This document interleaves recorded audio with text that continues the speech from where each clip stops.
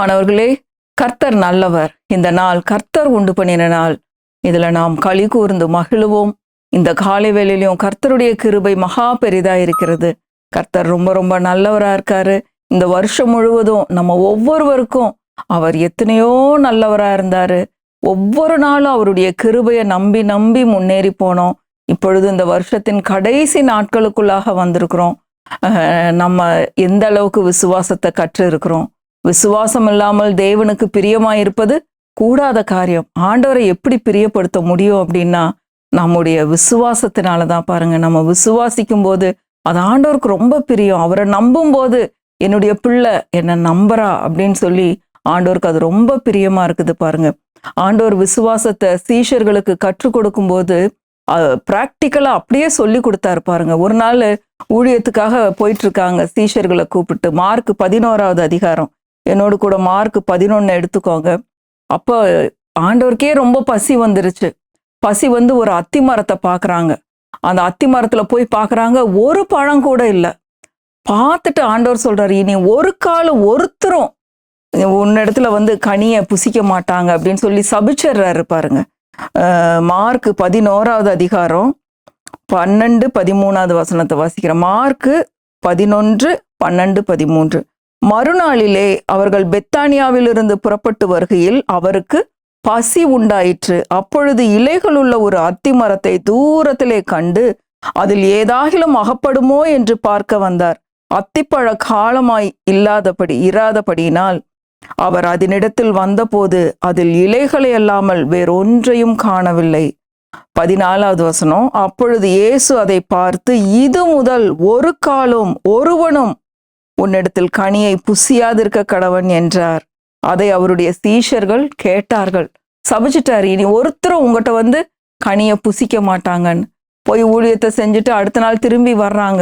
திரும்பி வரும்போது பார்த்தா அந்த அத்திமரம் என்னாச்சுன்னு பாருங்க.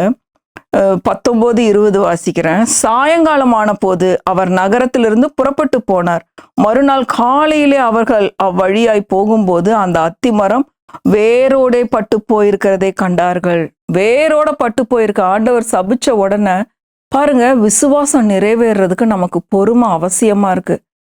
அவருடைய தழும்புகளால் குணமானேன், இயேசுவின் நாமத்துல அப்புறம் போ, இப்படியெல்லாம் நிறைய விசுவாச வார்த்தைகளை பேசுறோம். ஆனா இது ஒன்றும் போக மாட்டேங்குதே. மழையை பார்த்து பெயர்ந்து போன்னு சொல்றாங்க. மழை அப்படியே தானே இருக்கு. என்னுடைய பிரச்சனை அப்படியே தானே இருக்கு. என்னுடைய வியாதி அப்படியே தானே இருக்கு. இந்த ஆண்டவர் என்ன பண்ணிட்டு இருக்கிறாரு? ஜெபத்தை கேட்கறது இல்லையா? இந்த மாதிரியான கேள்விகள் எனக்கு எப்ப நடக்கும்? ஏன் நடக்கல? ஆண்டவருக்கு என்ன பிடிக்கலையா? நான் செத்து போறேனே, இந்த மாதிரி எல்லாம் பேசிட்டு இருக்கிறது. பாருங்க, இந்த மாதிரி வார்த்தைகள் ஆண்டவருக்கு பிரியம் இல்லை. பாருங்க, தேவனுடைய விசுவாசத்தை நாம் உடையவர்களா இருக்கணும் அப்படின்னு சொல்லி பாருங்க. இன்னும் 2 உதாரணம் நம்ம பிராக்டிக்கலா, இது கிறிஸ்துமஸ் காலமா இருக்கிறதுனால லூக்கா 1வது அதிகாரத்திலிருந்தே பார்ப்போம். எப்படி விசுவாசத்தை நாம் கற்றுக்கொள்றதுன்னு. விசுவாசம்தான் ரொம்ப முக்கியம். நாம் விசுவாசிக்கும் போது நடக்காம இருக்கிற காரியங்கள் கண்டிப்பாய் நடக்கும். இயேசுவின் நாமத்தினால எல்லாத்துக்கும் தேவை விசுவாசம் தான். பாருங்க, லூக்கா 1 அதிகாரம். சகரியா, எலிசபெத் 2 பேரும் வயது சென்று கிழவின்னே வேதத்துல போட்டிருக்கு. பாருங்க, அவங்களுக்கு பிள்ளை இல்லை. எலிசபெத்து மலடியா இருக்கா.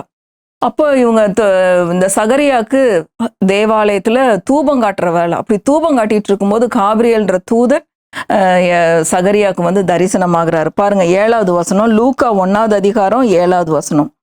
எலிசபெத்து மலடியா இருந்தபடியினால் அவர்களுக்கு பிள்ளை இல்லாதிருந்தது. இருவரும் வயது சென்றவர்களாயும் இருந்தார்கள்.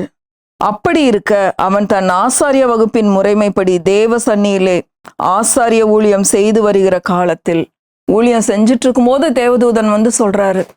என்ன சொல்றாரு? உனக்கு ஒரு குழந்தை பிறக்க போகுது. அந்த குழந்தைக்கு ஒரு ஆண் குழந்தை பிறக்க போகுது. அந்த குழந்தைக்கு நீ யோவான்னு பேரிடுவ அப்படின்னு சொன்ன உடனே இந்த சகரியா என்ன சொல்றாருன்னு பாருங்க. எப்படி ஒரு அவிசுவாசமான வார்த்தைன்னு பாருங்க. 18வது வசனம் பாருங்க. அப்பொழுது சகரியா தேவதூதனை நோக்கி, இதை நான் எதினால் அறிவேன்?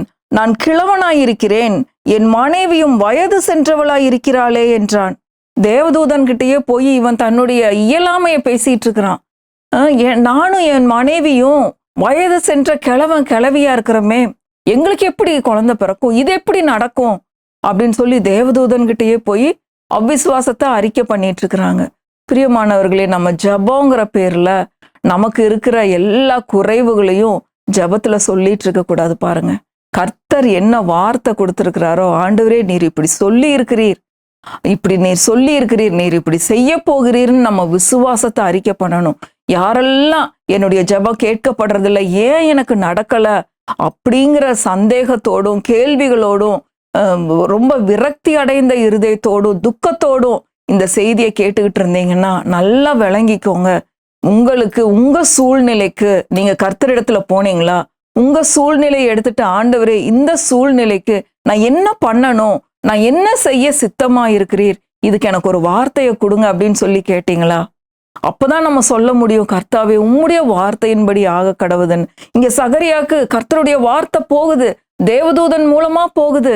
அந்த காலத்துல வேதம் இல்ல, அதனால தூதர்களை அனுப்புறாங்க. தூதன் போய் சொல்லும் போது அதை சகரியானால விசுவாசிக்க முடியல பாருங்க.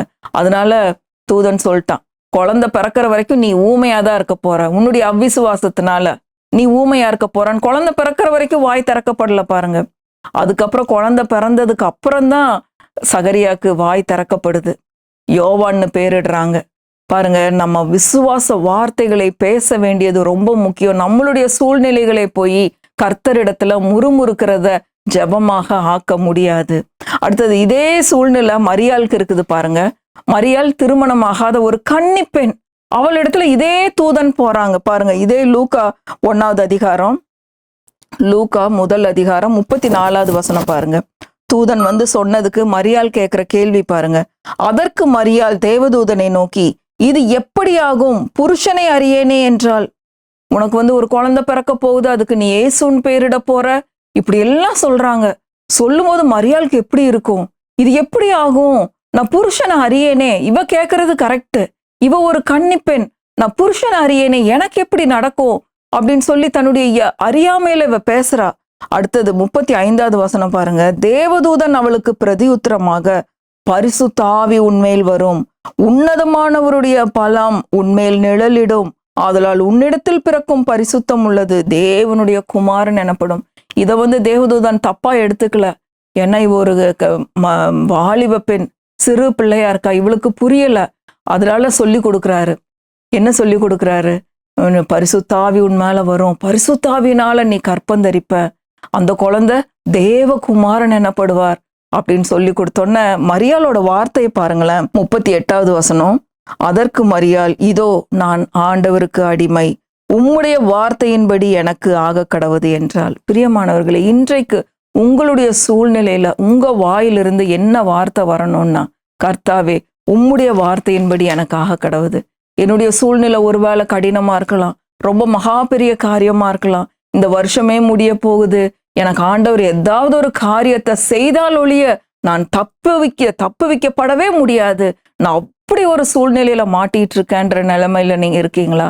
இன்றைக்கு நீங்க சொல்ல வேண்டிய ஒரே வார்த்தை, மரியாளை போல ஒரு கன்னி பெண் கர்ப்பவதி ஆகிறது எப்படி இருக்கும்னு நினைச்சு பாருங்க. எவ்வளவு ஒரு அவமானம், அவளை கல்லெறிஞ்சே கொன்றுவாங்க, அவ்வளோ பெரிய நிந்தைய சுமந்தா இந்த மரியாள்.